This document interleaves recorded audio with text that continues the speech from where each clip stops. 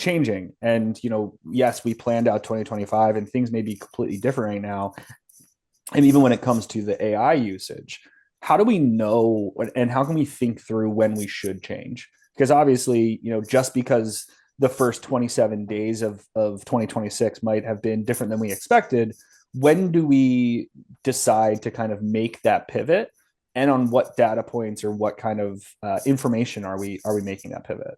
Yeah, I mean, it's a really great question. I always go back to, that old adage of like, I know half my advertising isn't working, but I don't know which half, right? Where I would say make small changes as opposed to, drastic radical shifts in your overall, strategy. I would start looking at little things, take bites of the elephant, one bite at a time and figure out, okay, if I make X, Y, and Z change to my process, can I get 1% better?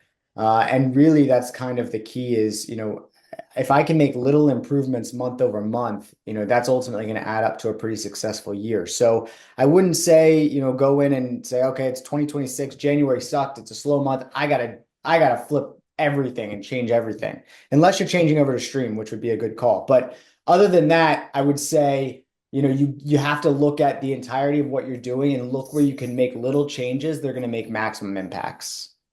Yeah, no, I think that's an important distinction of not changing just for change's sake, but it's really optimizing. I guess they really kind of mean the same thing, but you shouldn't set a plan and then hope that it just works, and then you find yourself at the end of the year saying, "Well, we didn't sell as many cars as we hoped." So I think it's consistently kind of measuring what performance looks like, and really before you even kind of implement a plan is understanding how you're going to gauge success.